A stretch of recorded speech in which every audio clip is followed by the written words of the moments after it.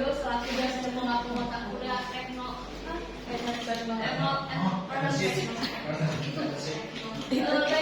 sebelumnya kami dari kelompok 5 yang ingin mempresentasikan. Pertama-tama kami ingin memperkenalkan diri. Kebetulan nama saya Febriati dengan ibu 2022-2021. Saya Maironi Rahmalia dengan NIM 2022-1200. Kami ingin mempresentasikan mengenai analisis industri dan bersaing. Iya. Oke, yang pertama ada analisis industri. Di sini apa sih analisis industri itu? Di sini dijelaskan bahwa analisis industri itu proses sistematis untuk mempelajari dan mengevaluasi faktor-faktor eksternal yang mempengaruhi cara situasi industri beroperasi, dan ini mencakup penilaian terhadap struktur pasar, kekuatan, kompetitif, tren perkembangan, teknologi yang digunakan, dan regulasi yang berlaku. Jadi maksudnya adalah analisis industri itu kita bisa melihat situasi atau kondisi di dalam dunia bisnis gitu. Nah, yang dimana yang kita harus memperhatikan di sini adalah faktor-faktor eksternal ataupun faktor luarnya gitu, yang dimana seperti yang ada di tren pasar, kemudian teknologi apa sih yang dipakai gitu. Misal contoh dalam TikTok nih. Nah di TikTok tuh banyak sekali itu banyak sekali kayak produk-produk gitu yang produk-produk baru gitu, misalnya kayak casing HP misalkan. Casing HP itu kan banyak yang custom yang lucu-lucu. Jadi kita tuh harus tahu dengan analisis industri itu bagaimana sih cara kita itu mengetahui apakah ini trennya bertahan lama atau hanya sesaat gitu. Next.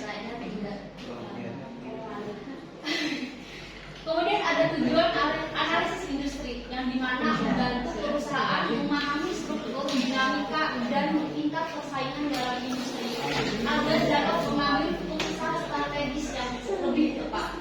Kemudian menjadi landasan dalam merancang strategi bisnis yang efektif, kemudian untuk meraih keunggulan kompetitif dan menghadapi perubahan pasar secara proaktif.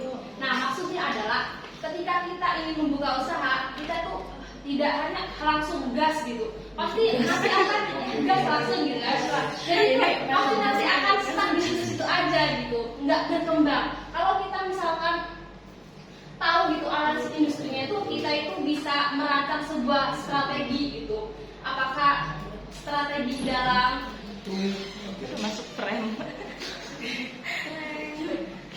Jadi ketika ingin membuka usaha tuh kita harus merancang sebuah strategi di dalam bisnis tersebut.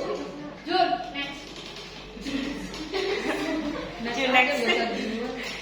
Kemudian kenapa analisis industri itu sangat penting? Di sini dijelaskan juga yang melakukan analisis industri itu sangat penting karena dapat satu, membantu perusahaan mengidentifikasi peluang dan ancaman eksternal yang mungkin mempengaruhi operasional bisnis.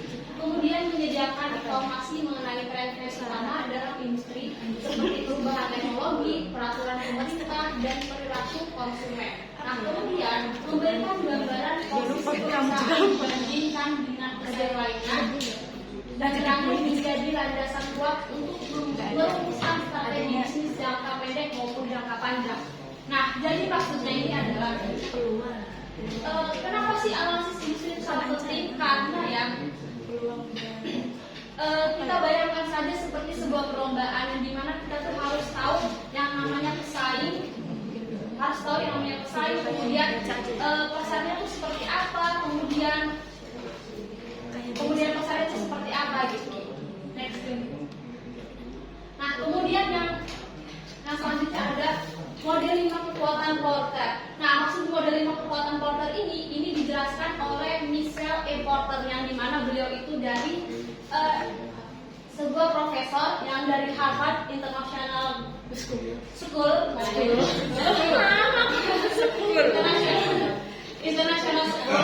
Nah, beliau itu mengembangkan sebuah model 5 kekuatan Porter tersebut, yang dimana ada 5, yaitu ancaman dari pendatang baru, kemudian kekuatan tawar dari pemasok, kemudian kekuatan tawar dari pembeli, kemudian ancaman dari produk atau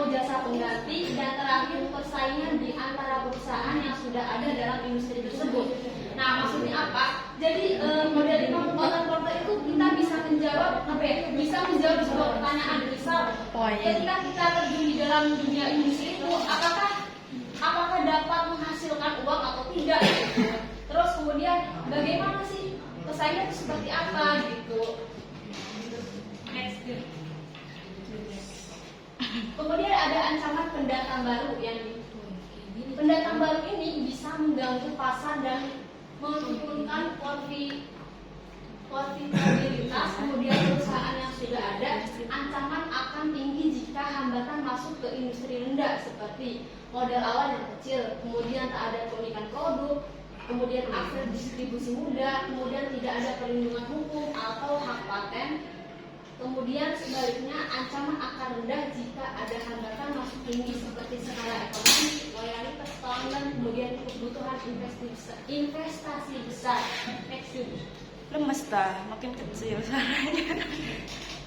Kemudian ada daya tawar pemasok. Di sini pemasok ini memiliki daya tawar yang kuat jika mereka ini